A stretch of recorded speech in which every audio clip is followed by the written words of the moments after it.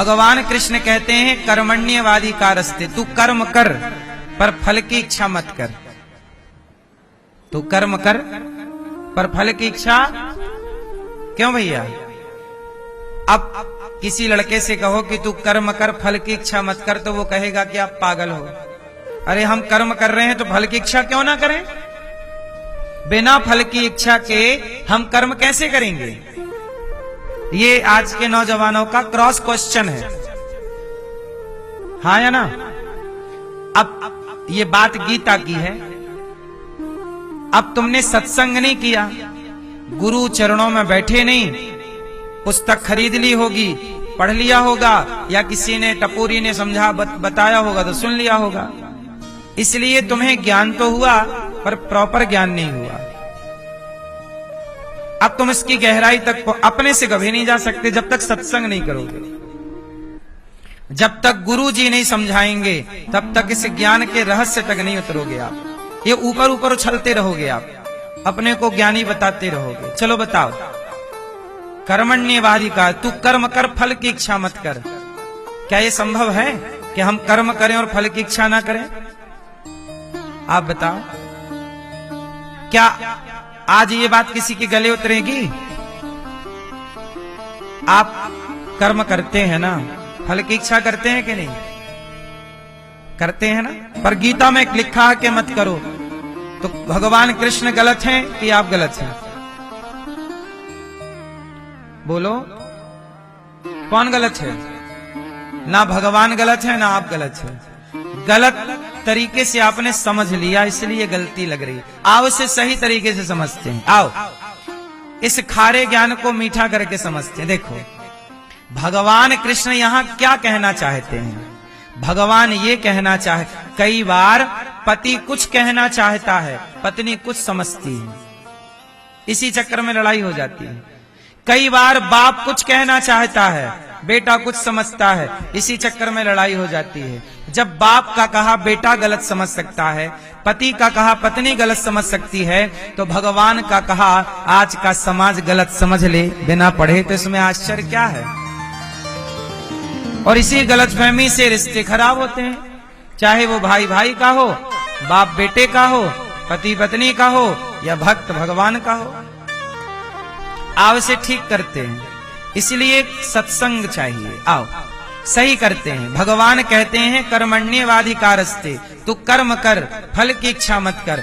इसका अर्थ ये है कि देख, जब आप एग्जाम देने जाते हो ना, तो मन लगा के आप कर्म करो, मतलब लिखो। ये अभी मत सोचो कि नंबर कितने आएंगे, नंबर अभी ना सोचो। आप मन लगा के क्या करो, कर्मण्यवादी का कर्म कर, भर कॉपी, आंसर लिख फास्ट, 3 घंटे का टाइम है, लिख लिख लिख लिख लिख लिख, कर्म कर।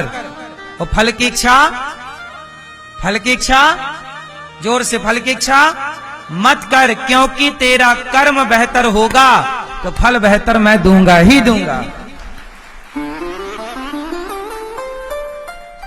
किसान खेत में बीज बोएगा, कर्म करेगा, खाद डालेगा, पानी डालेगा, कर्म करेगा। तू कर्म कर। अब फसल कितनी होगी ये तेरे हाथ में नहीं है।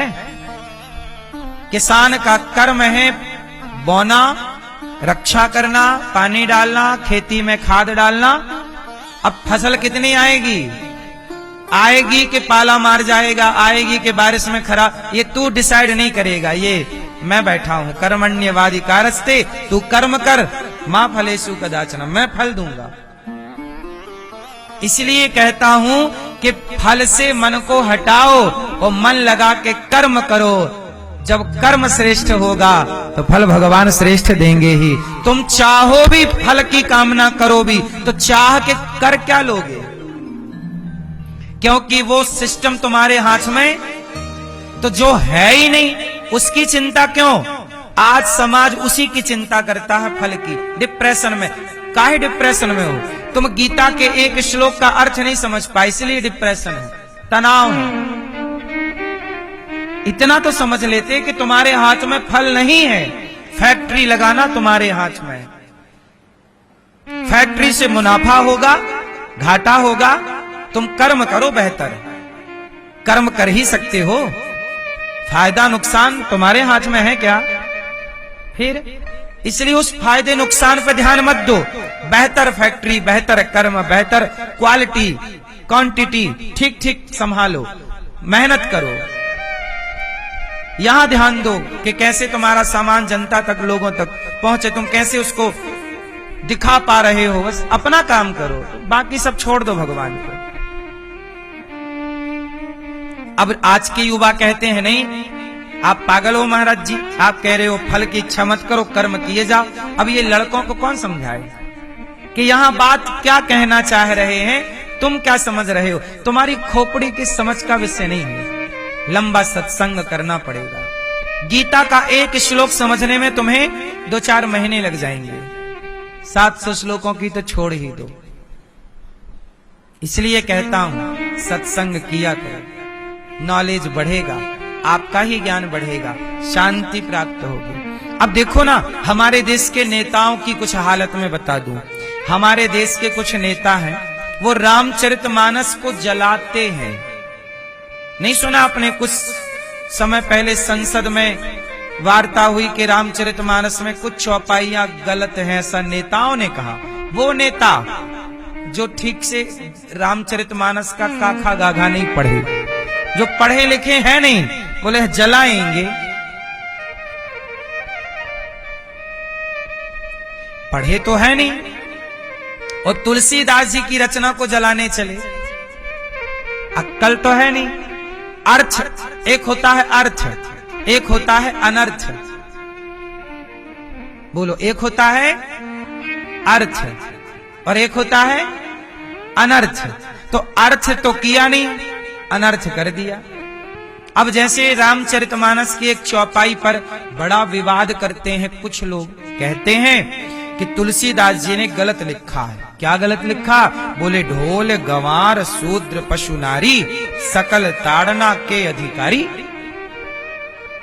कह दिया कि गलत है। क्या गलत है? बोले तुलसीदास जी ने कहा कि ढोल गंवार शूद्र पशु नारी सकल ताड़ना के अधिकारी। नारी को मारने का कह दिया तुलसीदास जी ने। अब देखो, इसे कहते हैं अर्थ का अनर्थ करना। अब तुलसीदास जी ने क्या कहा है? तुलसीदास जी ने कहा है ढोल गंवार शूद्र पशु नारी सकल ताड़ना। यहां ताड़ना शब्द है। ताड़ना के 2 अर्थ होते हैं। ताड़ना का एक अर्थ होता है मारना, और ताड़ना का एक अर्थ होता है देखना। जैसे सन के 2 अर्थ हैं। सन मतलब सूर्य होता है, सन मतलब बेटा, पुत्र होता है।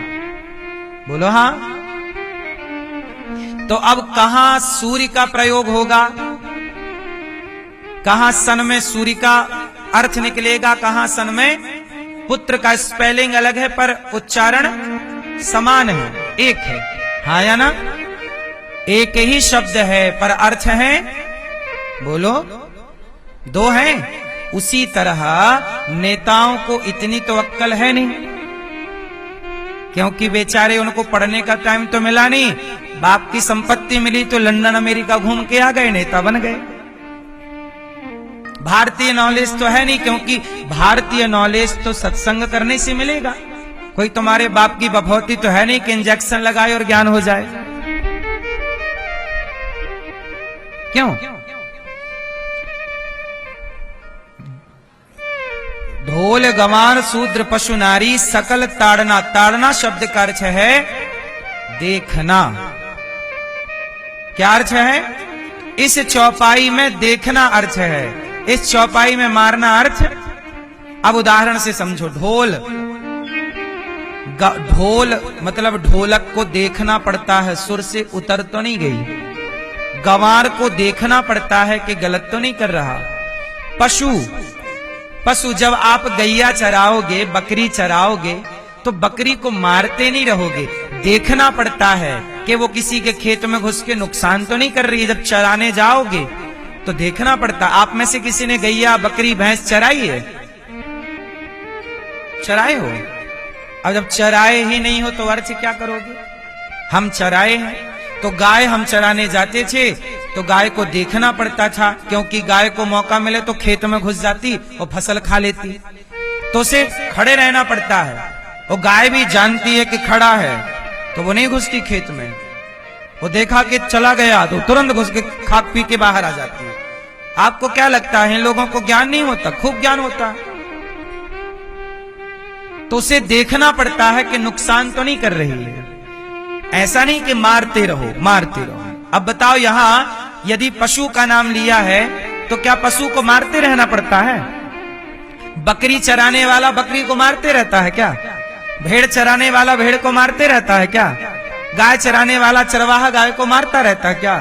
सामान्य कॉमन सेंस है कि यहां मारने का नहीं है, देखते रहो। ढोल गवार शूद्र पशु नारी, और नारी को भी देखते रहो। आजकल नारियों से कहो कि अच्छा मैया ये बताओ, आपको आजादी चाहिए? नारियों को, नारियों से बात कर रहा हूं मैं, आपको आजादी चाहिए, स्वतंत्रता चाहिए? कोई आपको रोके ना टोके ना, ये आजादी चाहिए कि नहीं चाहिए? जोर से, आपको आजादी चाहिए? आपको चाहिए? आपको चाहिए? मैया आपको चाहिए? कोई रोके ना कोई टोके ना, जो मनाए करें। आजादी चाहिए? हाँ या ना में उत्तर चाहिए। आपको आजादी चाहिए? मैया आपको आजादी चाहिए? हाँ। पीछे वाली मैया आपको आजादी चाहिए? जोर से जोर से जोर से सुनो, आजाद स्त्री का नाम बताओ। जो स्त्री आजाद थी उस स्त्री का नाम बताओ आप। ये सब चुप रहो। क्या नाम था उस स्त्री का जो आजाद थी? आजाद स्त्री का नाम बताओ भैया, बताओ।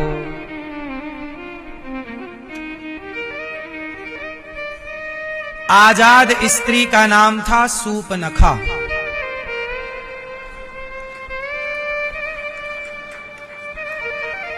इतनी आजाद थी कि कहीं भी जाए किसी को भी आई लव यू कहे।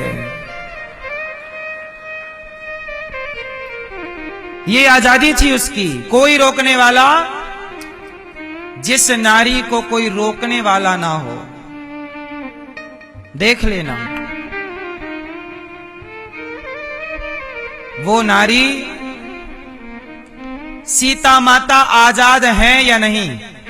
उत्तर दो जोर से।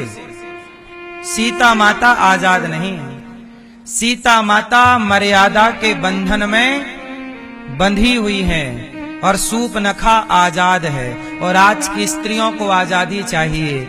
आजाद हो जाओगी तो सूपनखा ही बनोगी।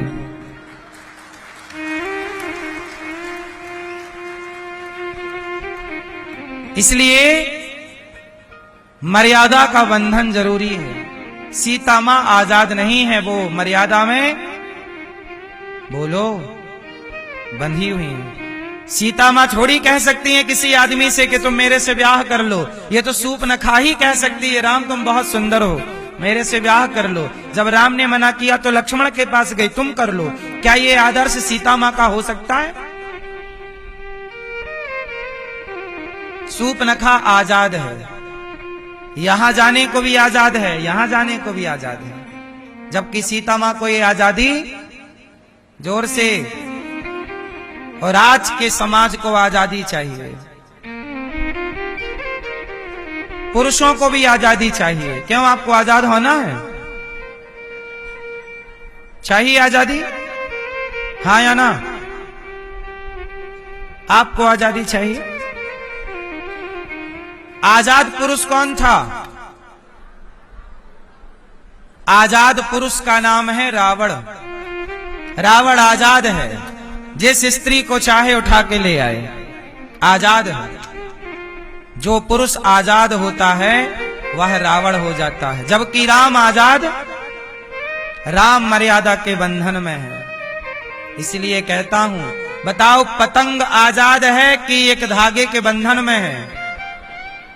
और पतंग आजाद हो जाएगी ना तो कितने भी ऊंचाई में हो, हिचकोले खाते नीचे आएगी।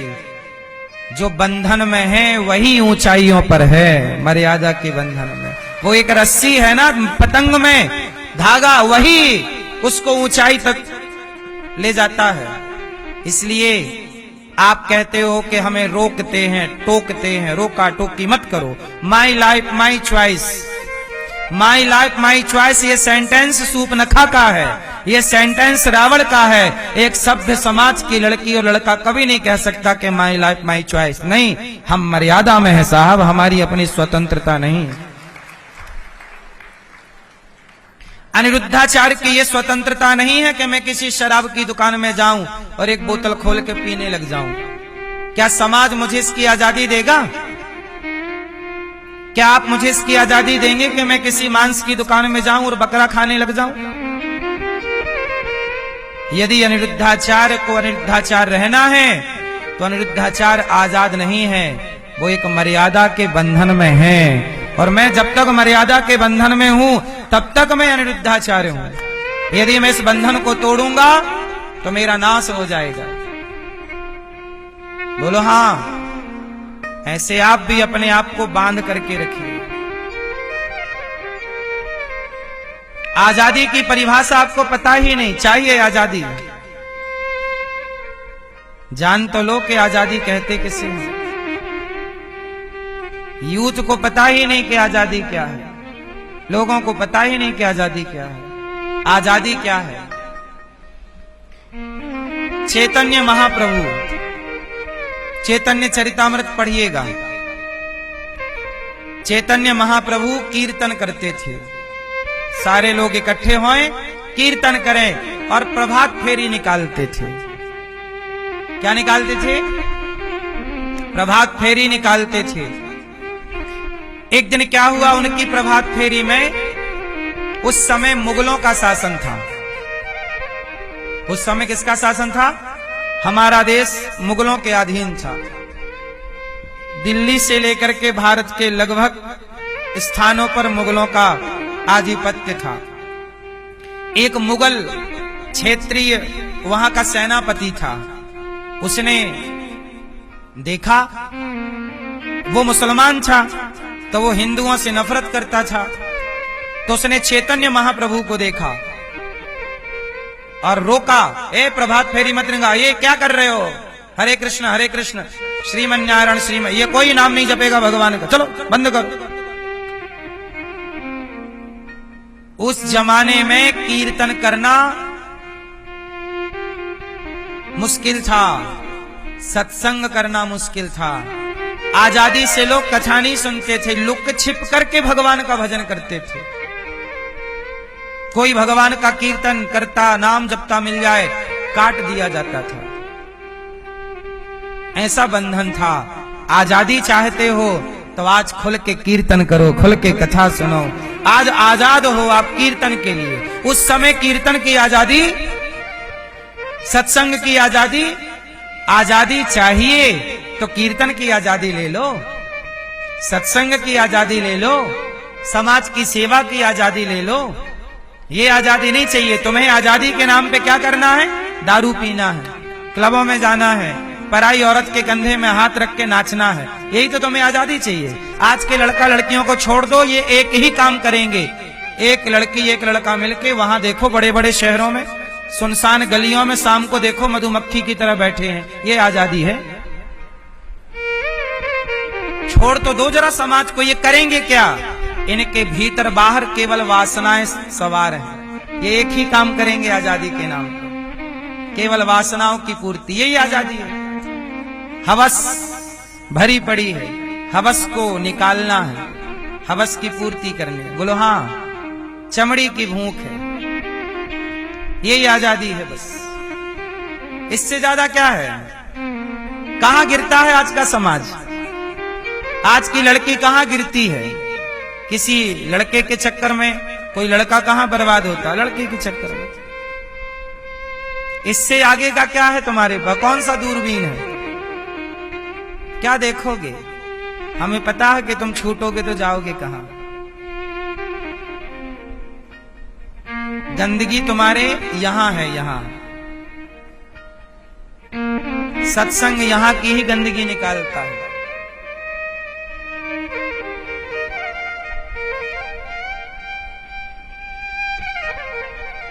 ये देश आपको बता दूं, हमारे देश में संत हैं। हमारे देश में परम पूज्य स्वामी श्री निश्चलानंद जी का नाम सुना है आपने? पूरी पीठाधीश्वर शंकराचार्य भगवान है, सुना है आप लोगों ने? निश्चलानंद जी शंकराचार्य जी हैं, वर्तमान के पूरी पीठाधीश्वर है, पूरी पीठ के। उनके पास उन्होंने कितनी पढ़ाई की है? हमारे भारत में 100 IAS IPS एक तरफ खड़ा कर दो, 100 नहीं 1000, भारत के 1000 IAS IPS को एक तरफ खड़ा कर दो और एक तरफ स्वामी जी को खड़ा कर दो। जितना ज्ञान उन 100,000 IPS में होगा, उतना अकेला ज्ञान उन एक शंकराचार्य जी में है। ये लेवल है ज्ञान का। इतना ज्ञान होने के बाद भी उन्होंने विवाह नहीं किया। उन्होंने संत होकर के समाज और राष्ट्र की सेवा को चुना है। तुम्हारे पास 4 पैसे आ जाए ना, तो तुम्हारी स्थिति क्या होती है? उनके पास इतना टैलेंट, इतना गुण, इतनी शिक्षा, जिस शिक्षा का तुम ढोल बजाते हो ना, हम पढ़े लिखे हैं। तुम क्या पढ़े हो? तुम जिन पुस्तकों को पढ़ के ये बने हो, उन पुस्तकों का निर्माण करने की क्षमता उनके पास है। वो क्या ना नौकरी कर लेते, क्या ना बन जाते, पर नहीं, उन्होंने संत होकर के समाज की सेवा का, राष्ट्र की सेवा का, भगवत चिंतन का रास्ता चुना है। ये संतों का उपकार तुम्हें नजर नहीं आता। संतों को ढोंगी पाखंडी कहकर बदनाम करने में बड़ा मजा आता है। कि हमारे देश की सबसे ऊंची पढ़ाई क्या है? डॉक्टर है। IAS IPS इससे ऊंचा क्या है? क्या होता है बता दो हमें। आपको बताऊं, नासा के वैज्ञानिक, भारत में तो टैलेंट की कोई वैल्यू ही नहीं है। भारत में यदि आपके पास ज्यादा टैलेंट है तो आपको पागल घोषित कर दिया जाएगा और मार पीट के भगा दिया जाएगा। क्योंकि यहां अब कौओं के बीच में एक दिन हंस आ गया, तो कौओं ने हंस को मार दिया कि तू कहां से आ गया। क्योंकि कौओं को कौए अच्छे लगेंगे, हंस का क्या करेगा। नासा के वैज्ञानिक आते हैं और शंकराचार्य जी वैदिक गणित के बहुत बड़े ज्ञाता हैं। वैदिक गणित सुना है आपने? आज वर्तमान में वैदिक गणित के टीचर नहीं है और वो वैदिक गणित पर पुस्तकें लिखते हैं, लेकिन उनकी कोई वैल्यू नहीं। यहां पर ज्ञान को कोई नहीं जानना चाहता। कौओं का जमाना है।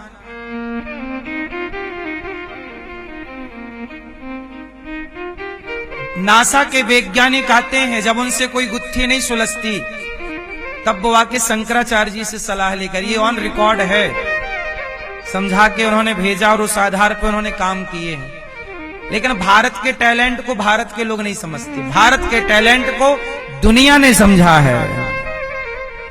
सुंदर पिचई को भारत ने नहीं समझा, सुंदर पिचई को दुनिया ने समझा। भारत के लोगों को यहां सम्मान नहीं मिला।